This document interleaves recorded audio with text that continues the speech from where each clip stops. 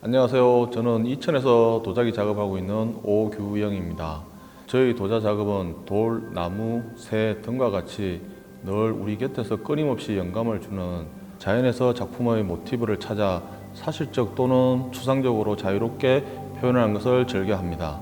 가장 많이 하는 작업의 형태는 물레 작업이지만 평기, 각기 형태의 작업을 선호해서 탄할 기법과 커팅하여 분할하는 변형 기법을 병행하고 있습니다. 모쪼록 이 영상을 통해 여러분들의 작품에 도움이 됐으면 좋겠습니다.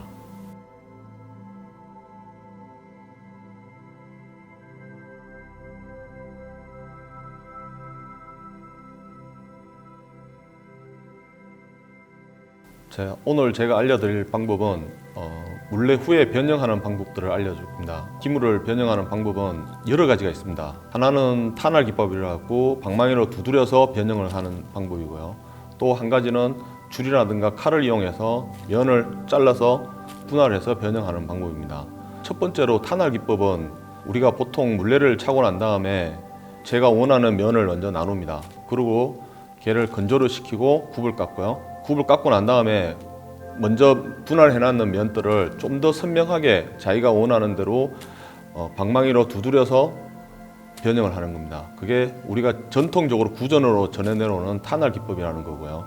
커팅 기법은 물레 성형하는 도중에 커팅하는 방법이 있고, 그 다음 완전히 건조시킨 후에 칼이라든가 이런 것들 가지고 단면을 잘라서 커팅하는 방법이 있습니다. 물레를 차고 난 다음에 끈이라든가 줄을 이용해서 이렇게 얘를 단면을 자르는데, 걔는 좀 더 자연스러운 이 커팅 방법이 되고요. 건조 후에 굽을 깎고 난 다음에 칼이라든가 도구를 이용해 가지고 단면을 자르면 자기가 원하는 대로 단면을 자를 수가 있는 반면에 단면이 아주 깨끗하게 나올 수 있기 때문에 본인에 맞는 쪽으로 이용해서 작업하시면 좋으실 것 같습니다. 도자기를 만들기 위한 흙반죽에 대해서 보여드릴게요. 꼬막 밀기라고 하죠. 도자기를 만들기 위해서 안에 있는 기포를 제거하는 겁니다. 이 수분 함량을 전체적으로 골고루 맞춰주는 겁니다. 아주 옛날부터 해오던 흙반죽으로 꼬막 밀기라고 합니다. 꼬박 밀기라고도 하기도 하고 꼬막 밀기라고 하기도 하고 그럽니다. 먼저 중심 잡기를 하기 용이하게 흙을 정중앙에 잘 붙입니다.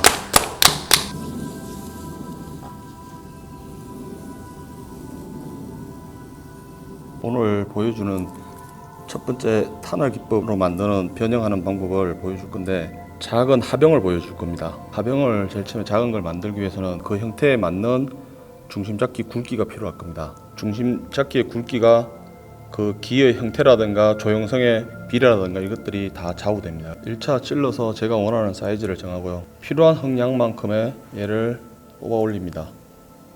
첫 번째 걸 올릴 때도 이 전체의 두께가 다 조금씩 틀립니다.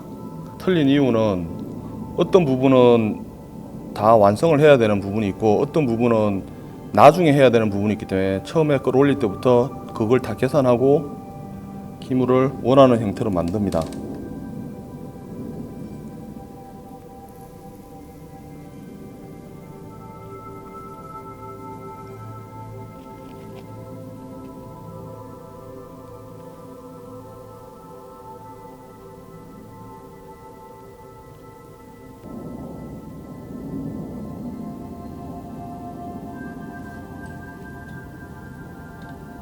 자, 지금 면 분할이 어느 정도 들어가기 때문에 처음에 만들 때 어느 정도 얘를 두께를 얇게 해놓지 않으면 나중에 깎을 수가 없습니다. 그래서 미리 지금 처음에 만들 때부터 되게 얇게 만들어 놓고요. 전자비는 스펀지로 저는 이렇게 1차로 처리해 놓습니다. 나머지는 굽을 깎으면서 보통 처리합니다.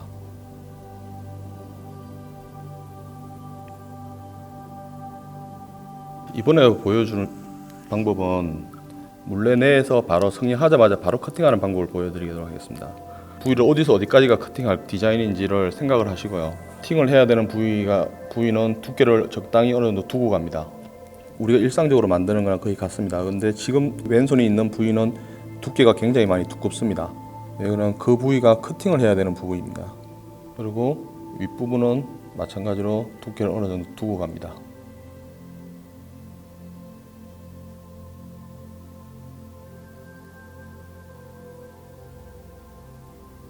자, 처음에 이 면 분할을 하게 되면 이 마지막 끝나는 지점에 이 면이 나누어지는 게 많이 남든가 많이 모자라든가 하는 수가 있습니다. 그래서 얘가 어느 정도 마지막에 딱 마무리가 될 거라는 걸 판단하고 면을 분할하는 겁니다.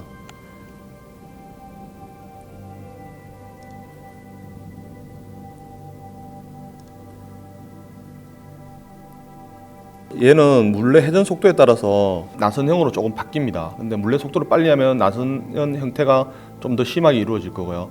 물레 속도를 천천히 하면 나선으로 올라가는 선이 좀 완만하게 올라갈 겁니다.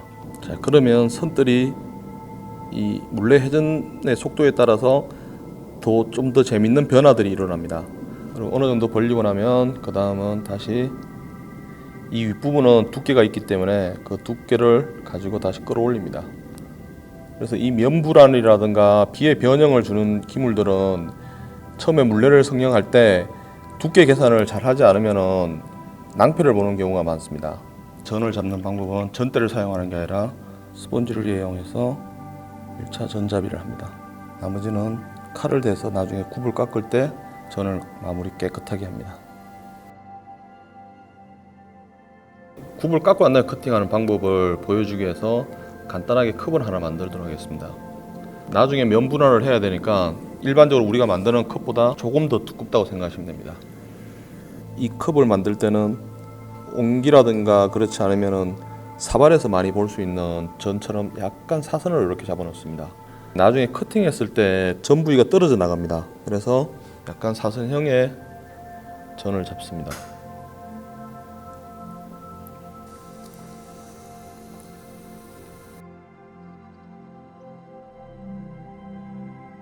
굽을 깎기 위해서 굽통이라는 걸 만들어서 먼저 붙입니다. 물을 이용해서.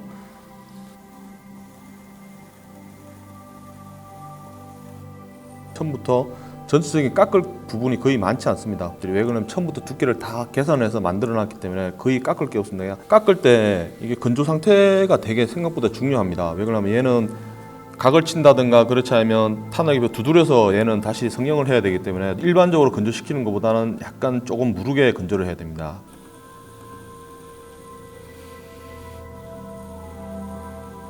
형태라든가 선만 좀 더 뚜렷하게 깎아내는 겁니다. 밑부분하고 윗부분을 깎기 용이하게 전부 다 저희들이 각을 내놓으면 깎을 때 너무 많이 힘듭니다. 굽통에 놓고 깎을 때 그걸 다 계산하에 밑부분하고 전 부위는 굽통에 넣고 깎기 용이하도록 지금 성형을 다 해놓은 겁니다. 밑에도 마찬가지로 어느 정도 굽이 형성되는 부위만 두께가 좀 있을 뿐이지 전체적으로는 물레 성형을 할 때 모든 두께를 다 맞춰 놓습니다. 굽 두께는 한 3mm가 가장 적당합니다. 3mm 이상 넘어가면은 나중에 충격을 가했을 때 그 부위가 좀 충격을 받아서 갈라진다든가 파손이 일어나는 경우가 많더라고요. 그래서 일상적으로 깎는 것보다 한 1mm 정도 더 얇게 깎습니다. 1차 굽깎기가 끝났고요. 이제 2차로 나중에 탄할 기법으로 두드려서 얘를 기 형태를 다시 잡을 겁니다.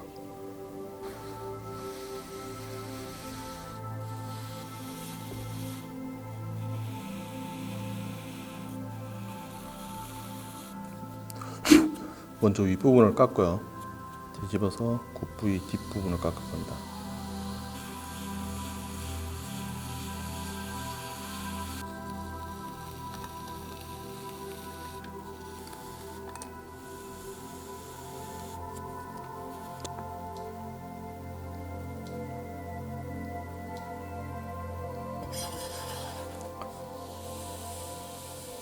얘는 이렇게 꽂아서 깎습니다. 얘는 안굽으로 깎을 거기 때문에 굽닫는 형태가 좀 틀립니다. 그리고 얘는 나중에 이쪽 면을 칼로 쳐내야 되기 때문에 아예 손을 안 댑니다.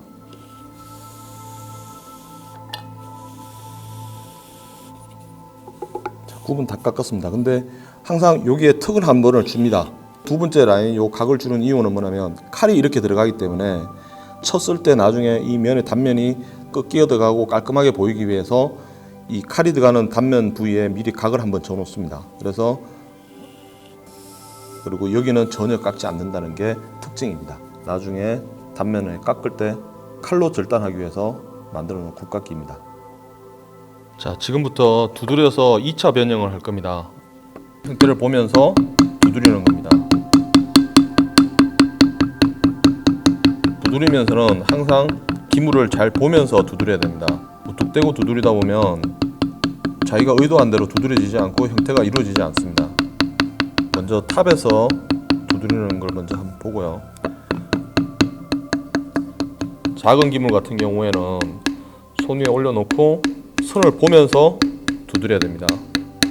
그리고 기물에 무리가 안 가게 하기 위해서는 한 번에 힘을 많이 가하는 게 아니라 또 하나는 건조 상태를 최적화 시켜야 되는데 굽 깎는 것보다 약간 무를 때 작업을 하면 좋고요. 한 면 한 면을 두드리면서 얘가 완성되는 건 아닙니다. 자, 1차로 두드리려면 또 그 다음 면을 넘어가야 되고요. 3바퀴 정도 돌 때까지는 완벽한 기 형태가 나오지는 않습니다. 우리가 뭔가를 구기고 이럴 때 한 번에 확 구기면 이 도자기는 잘못하면 기물이 망가집니다. 그래서 천천히 조금씩 기 변환을 주는 겁니다. 처음 두드릴 때 기 형태가 잡히니까 그만큼 신중해야 되고 계속 돌려가면서 보면서 두드려야 됩니다. 선 하나하나를 좀 더 선명하고 좀 더 완성도를 높이기 위해서 세밀하게 두드립니다. 세 번째 두드릴 때는 탑에서도 많이 봐야 됩니다. 그래야지만 정확한 선들이 나옵니다. 자, 본인이 원하는 세 번째 두드리는 면입니다. 선이 완전히 많이 틀릴 겁니다. 자, 이렇게 해서 기 형태가 바뀌는 겁니다. 자, 얘를 지금부터 커팅 칼로 쳐서 각컵을 만들어 보도록 하겠습니다. 자, 각컵을 만들 때는 반대 손에는 장갑을 끼세요. 혹시 모르니까 다칠 수 있으니까.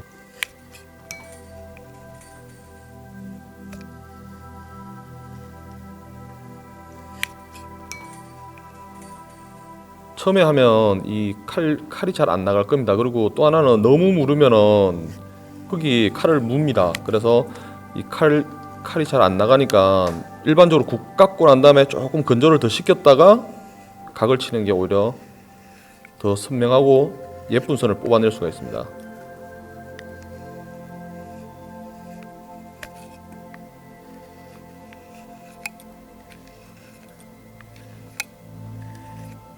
자, 이렇게 해서 지금 원형의 컵이 각이진 각컵으로 바뀌었습니다.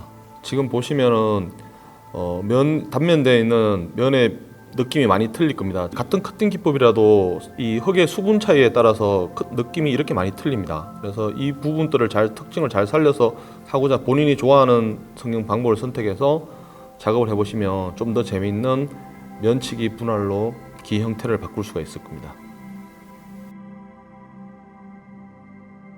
조각을 해서 상감을 넣기 위해서 제가 밑그림을 먼저 그릴 겁니다.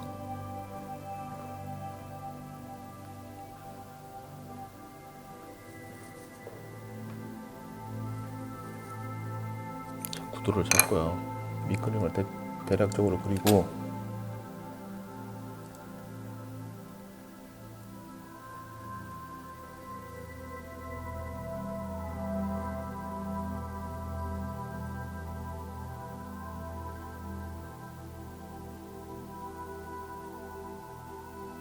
이 흙이 갖고 있는 분청토가 갖고 있는 느낌하고 백상감하고 잘 어울리기 때문에 상감을 쓸 때는 주로 백상감을 많이 씁니다. 먼저 1차로 밀어 넣을 때는 상감이 안쪽까지 잘 들어갈 수 있도록 묽은 부분을 이렇게 잘 밀어 넣습니다. 그래야지 안쪽까지 안 들어가는 데가 없이 골고루 잘 들어갑니다. 1차로 한번 밀어 넣고 난 다음에 두 번째 밀 때는 기물보다 약간 좀 도톰하게 올라오도록 얘를 채웁니다. 왜 그러면 얘는 수분이 있어서 그 위로 올라와야지만 나중에 긁어냈을 때 기물의 표면하고 백상감하고의 수평으로 높이가 맞게 하기 위해서 얘를 약간 높입니다. 백상감은 저 같은 경우에는 한 3번 정도 올립니다. 세 번 정도 올렸을 때가 가장 상감이 제가 원하는 양만큼의 차고 들어가더라고요. 이렇게 해서 두툼하게 많이 올립니다. 지금 상감을 발라놨던 게 이제 한 2시간 정도 지나고 얘가 마르면은 얘를 이제 벗겨내면 조각했는 부분이 상감이 발려서 나오는 겁니다. 얘도 최대한 약간 꾸들꾸들할 때 벗겨내야지만 좀 더 선명하고 예쁘게 나옵니다. 1차 벗겨낼 때는 조금 조심해서 벗겨내야 됩니다. 너무 많이 벗겨내면은 이 밑둥 있는 데는 조각이 좀 굵게 돼 있는데 격까지 있는 데는 조각이 되게 얇게 돼 있습니다. 그래서 2번이나 3번을 걸쳐서 얘를 조각을 벗겨냅니다. 벗겨내야 되는 적절한 시간대에 벗겨내지 않으면 이 상감하고 제가 지금 사용한 분청토하고 건조되는 과정에서 벌어지는 경우가 있습니다. 그래서 항상 얘는 성감을 하고 나면 잊어버리지 않고 적당한 시기에 이 백상감을 벗겨내야 됩니다. 자, 이렇게 자작나무 편기가 된 겁니다. 하병이. 이 상태에서 완성된 상태에서 한 이틀 정도 말려서 초벌구이를 먼저 하고요. 그 다음 유약을 발라서 재벌구이가 끝나면은 이제 완성이 되는 거죠.